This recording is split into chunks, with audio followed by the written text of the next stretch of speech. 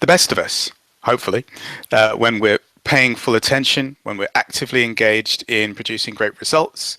And if you've seen the self-awareness series of Hangouts that I did a little while ago, you'll know that once we know where we're coming from, it's so much easier to be present in those conversations that we have with other people, those really important conversations that help us achieve our results, suggest what more we could be doing to achieve greater degrees of success, allow us to develop in the bigger, grander picture, our long-term development.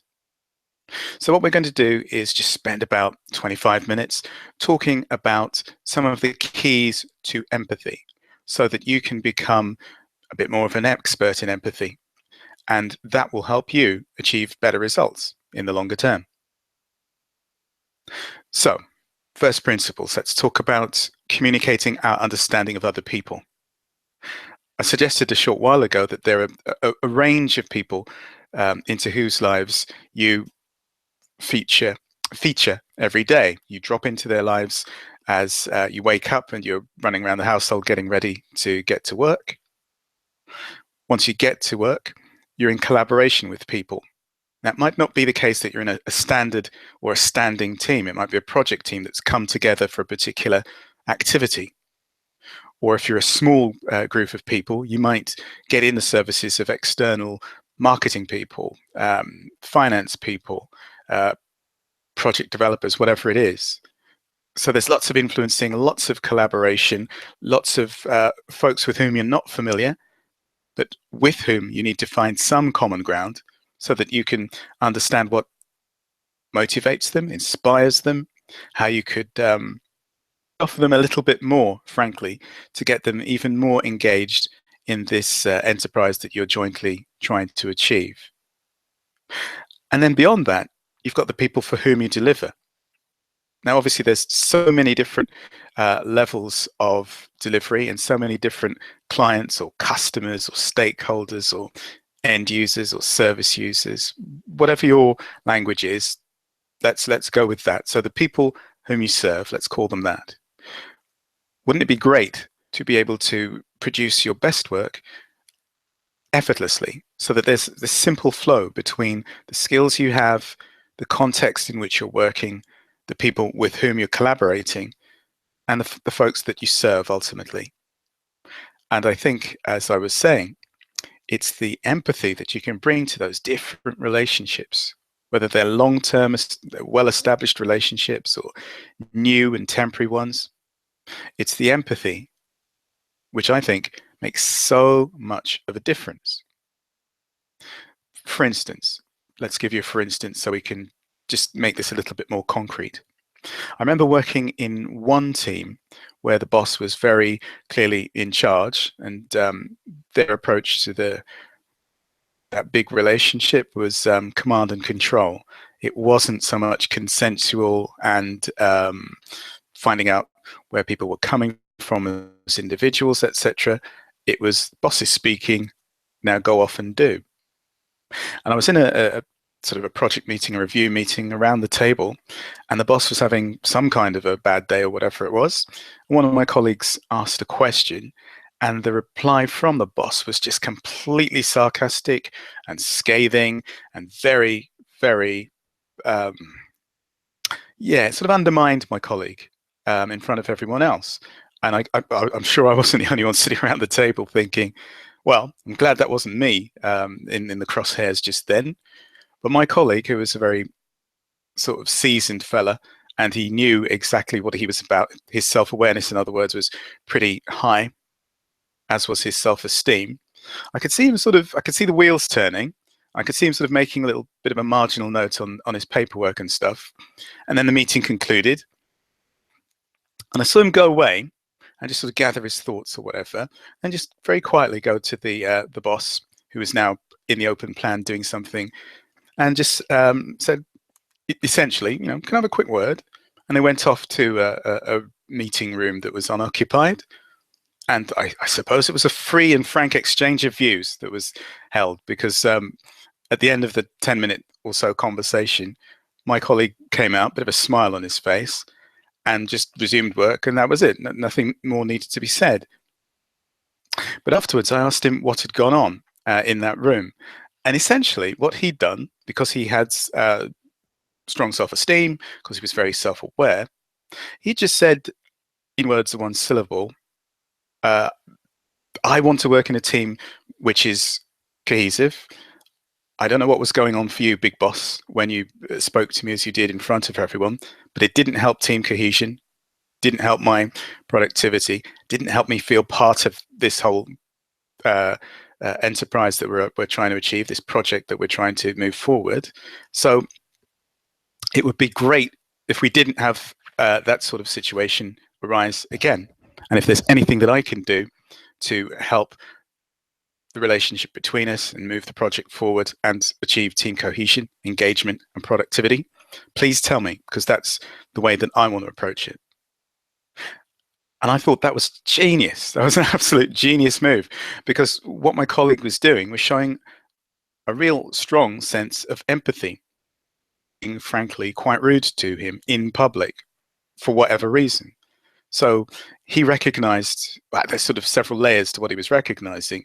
One, we don't work like this. You can look up on the wall and you can see our values and how we work together written up there, and they don't include being sarcastic to colleagues in front of other people. Two, I've got strong self-esteem. I know what I'm about, and you've just taken a chunk of my time because you're having a bad day. Three, I would like us not to do this again because it wastes my time and it's not productive. So can you help me by explaining what's going on for you and how I can help you? That way we all move together in the direction we want to achieve, and our clients, our customers get great results out of us with much less effort. To me, that was the perfect example of empathy, because even if you are having your toes trod on, and even if you don't feel warm and fuzzy towards the other person, you can still understand that there's something going on for them. And if you're open to the idea of having that conversation with them, difficult as it might be, you can move the wheel a little bit further forward.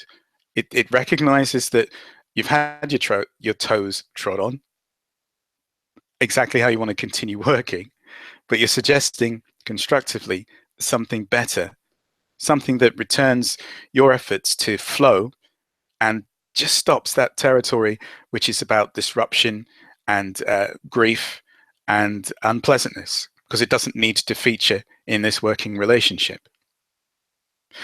So, as an example, that was where empathy, if you've got self-esteem going for you and you are already self-aware, you know what you want and you know what the opposite looks like.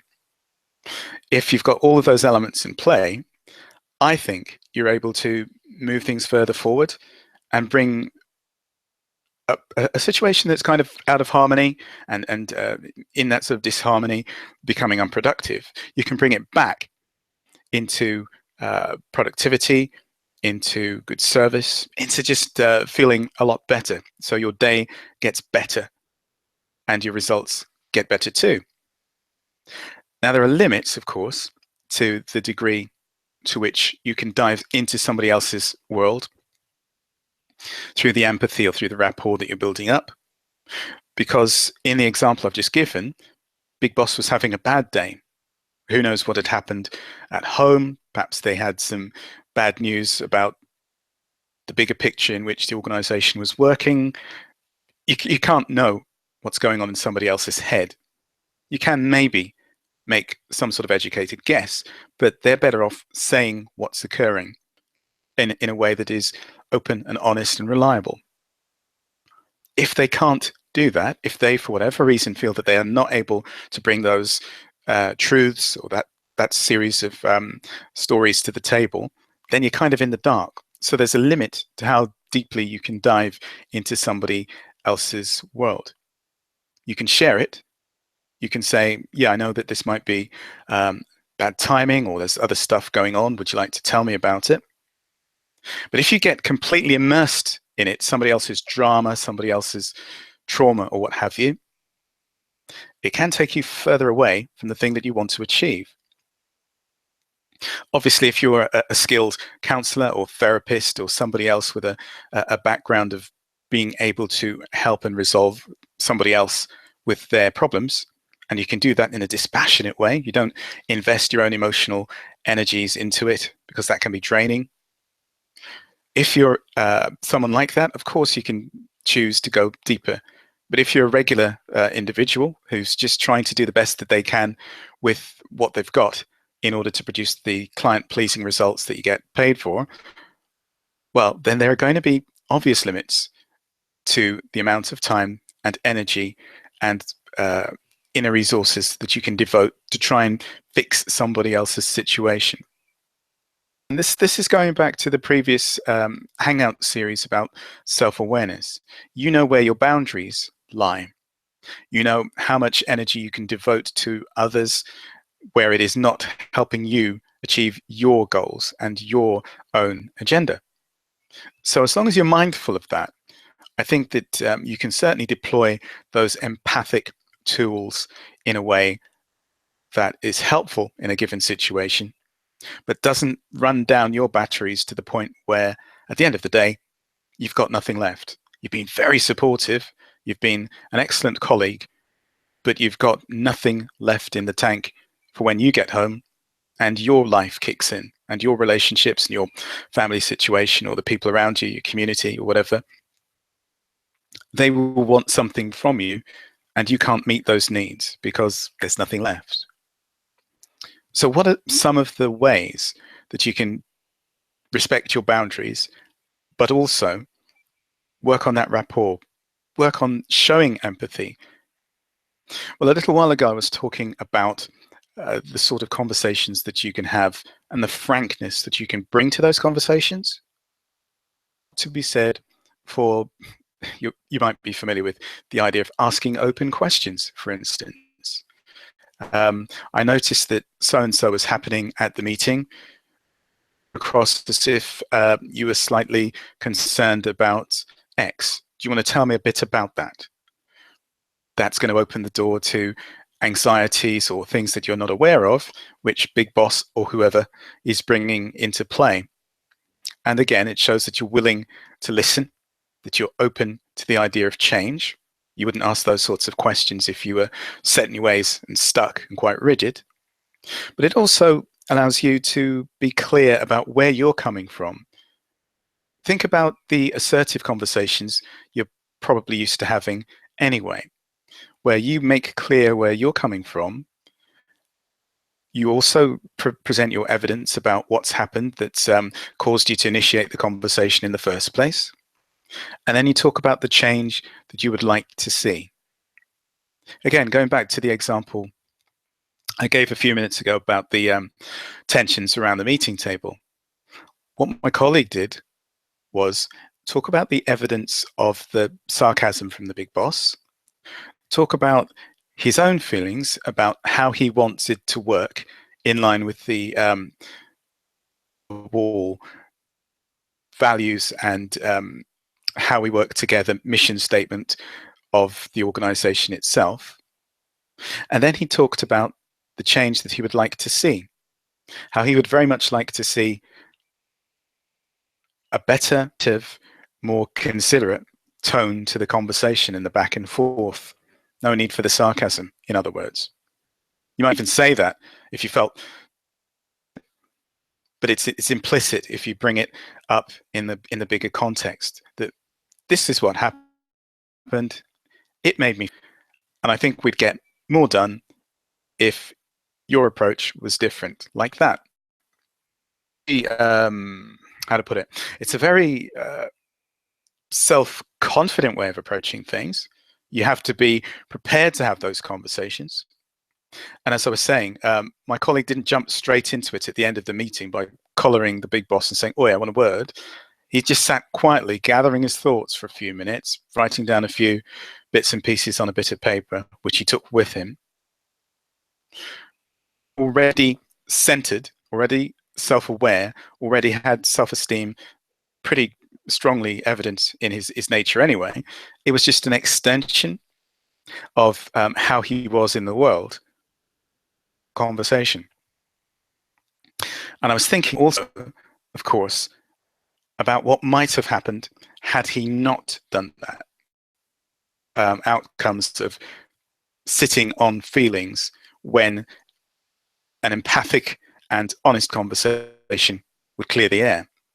Had he not had that conversation, he would have felt potentially diminished within the role he was trying to hold down in the team, spent time unproductively turning the mental wheels about, well, what happened there, and what can I do, and what happens if it happens again, etc.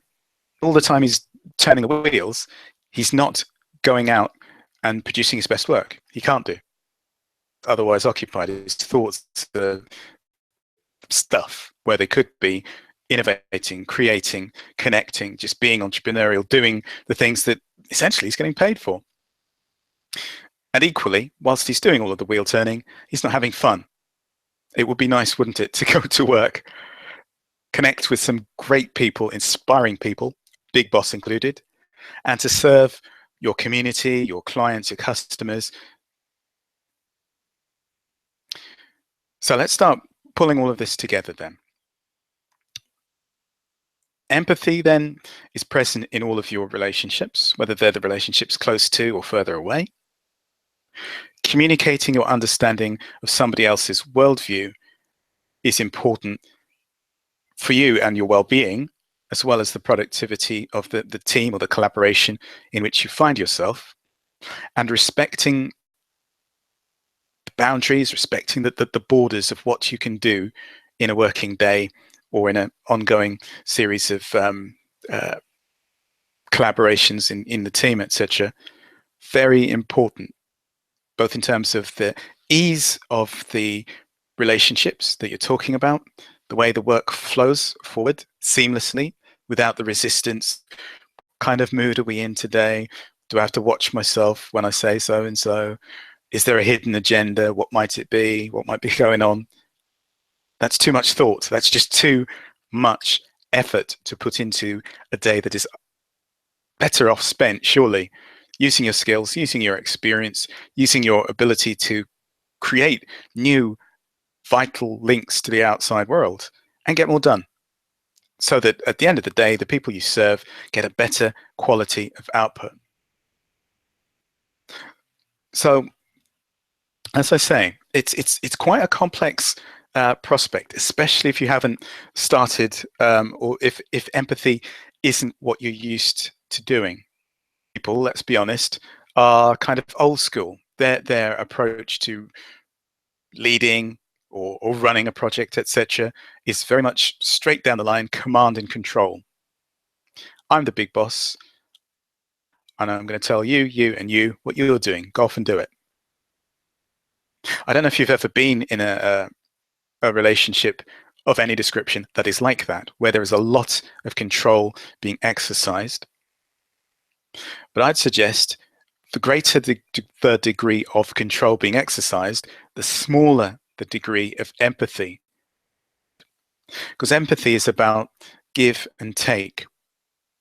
There's a sense in which an empathic leader who's prepared to listen, to put it all out there, their own stuff, as well as the elements of command and control that are simple to get a hold of, the rule book, the timings, the quantities, the qualities, all the rest of it.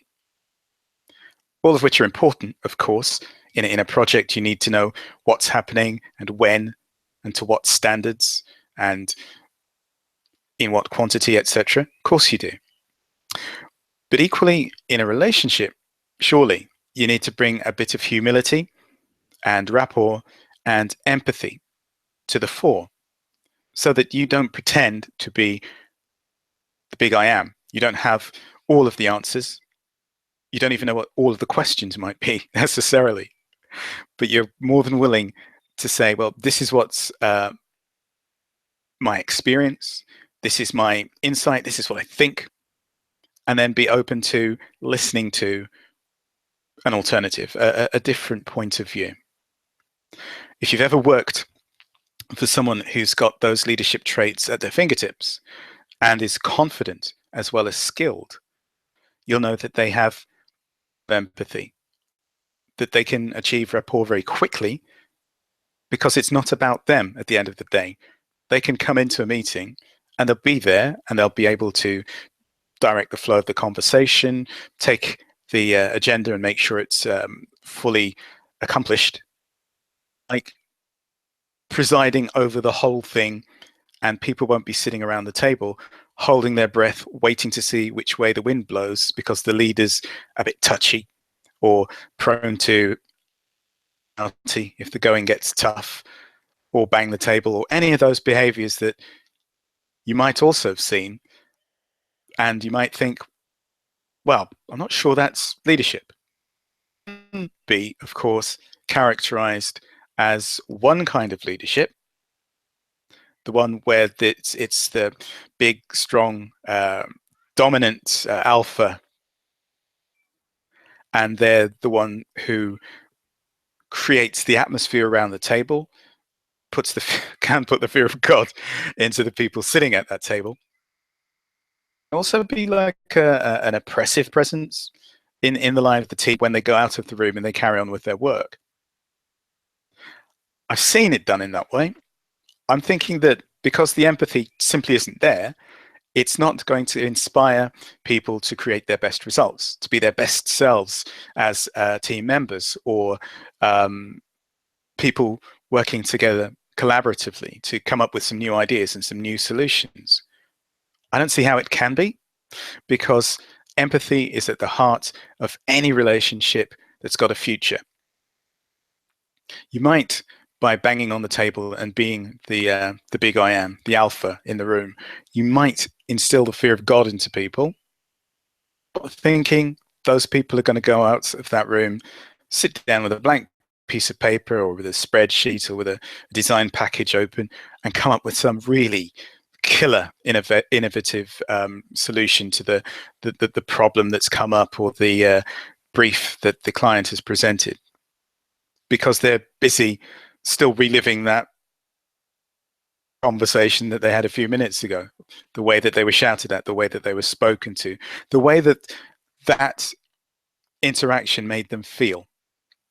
And that loops us right the way back to my first example of being around the project table with colleagues, one of whom had strong self-esteem and was ready to work on the rapport that they had as an individual with the big boss. Now, I'm not saying that one individual can, of course, change the leadership entirely. Maybe the example is on a one-to-one basis about rapport. But if enough people in that team, in that partnership, bring the same issue up time and time again, the leader is going to be in a position where he or she is just going to have to recognize that something they're doing. Because if half a dozen people come and say exactly the same thing separately without consultation, there's something fundamental that they are doing as leaders that just isn't working. It hasn't set the tone for the team to be as productive or as open or as friendly as it might be. And that productivity, friendliness, openness is exactly what you're going to produce great results. The people who engage willingly in projects or standing teams, in organizations, they're the ones who enjoy what they do, who are using their skills to the greatest degree possible, and who feel, hey, great, I get to go to work. They're paying me to do this, to knock about with some really good people and to serve that group of clients over there. What could hurt? You know, that's exactly what you want.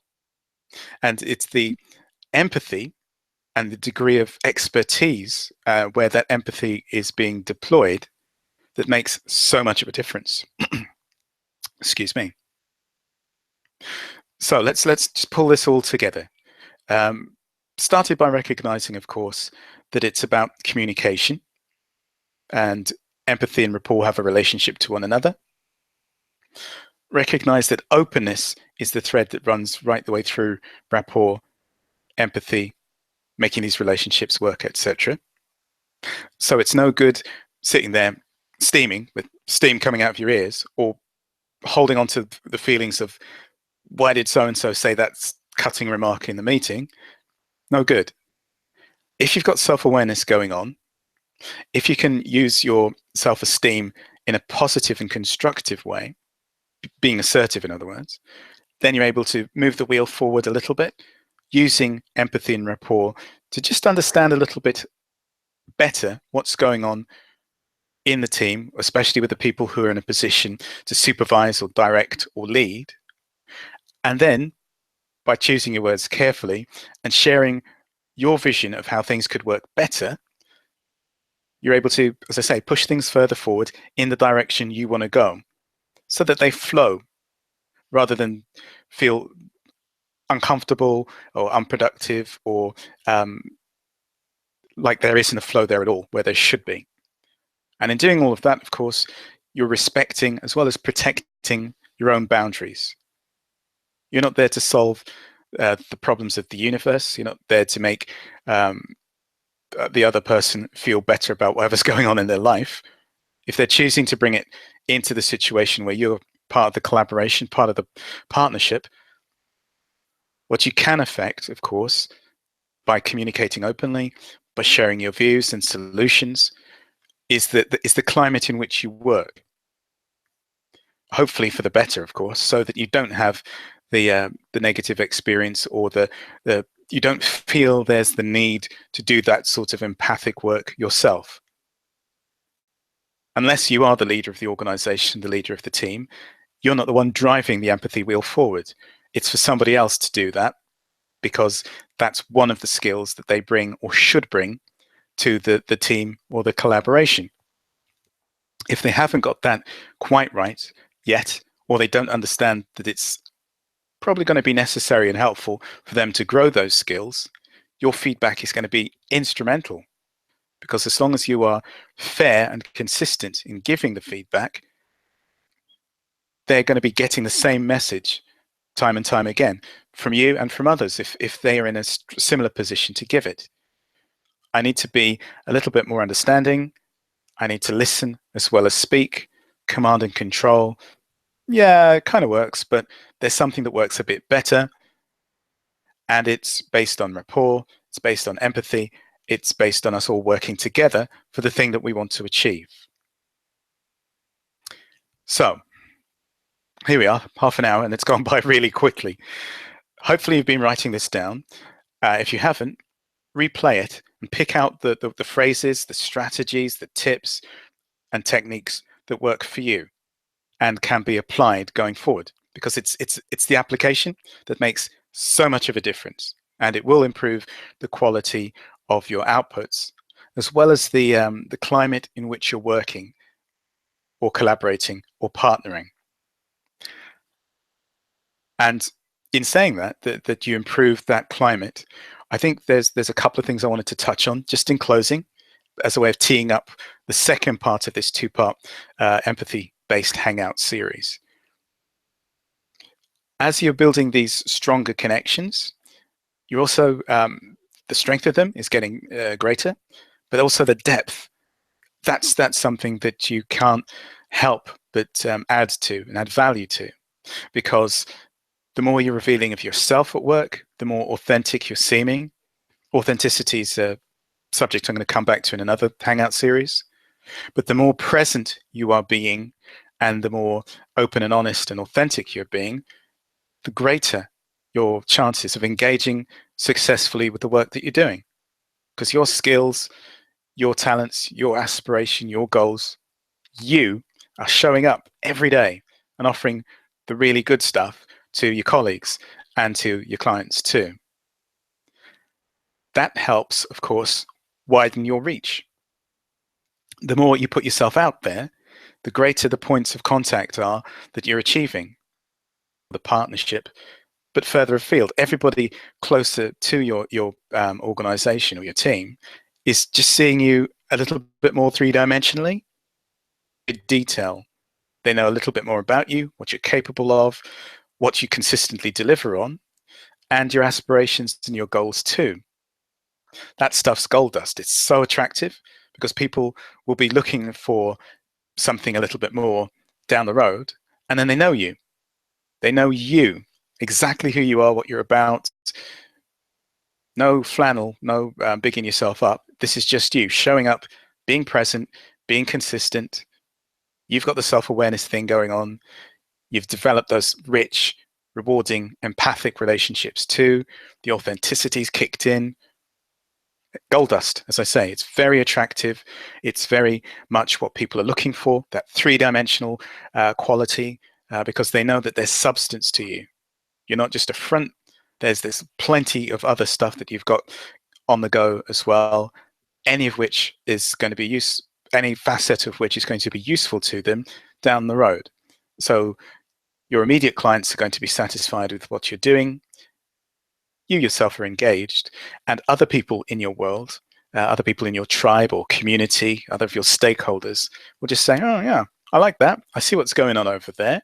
Mental note, at some point I may need to tap into that, and I know exactly who is the person to go to start the ball rolling.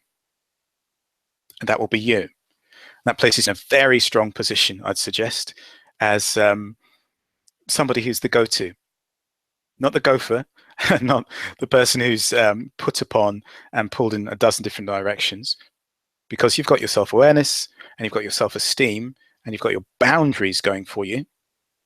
You're able to apply yourself specifically to your priority area, achieve the success that you want to, and you're able to care about the quality of the results that you're producing in the here and now, down the road, because you put your flags out, you put your stall out, and people can see that, yes, you're good for business.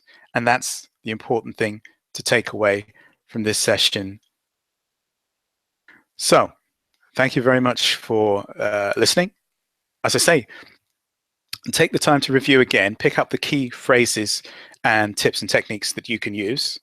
In the comment section, of course, have your say. What works for you in terms of empathy? Well, take it back a step. What does empathy mean for you? What works for you when you can sense there's room to increase the degree of empathy that you're bringing to a particular relationship? And what are the benefits that you've got when you've done just that? What are the dividends that have paid off immediately for you? And what's happened down the road a little ways that would not have happened had you not had that empathic relationship? Thanks very much for listening. As I say, I'm Roger, and join us for the second part of this Hangout in a couple of weeks' time, when we'll be looking at some very specific expertise tips and techniques that you can use to build your empathy up to the next level. So you're a bit of an empathy expert and the go-to person that people refer to when they want to know how to build those relationships which are full of influence, which are full of energy, which drive engagement and productivity. Thanks for listening, and take care. Bye-bye.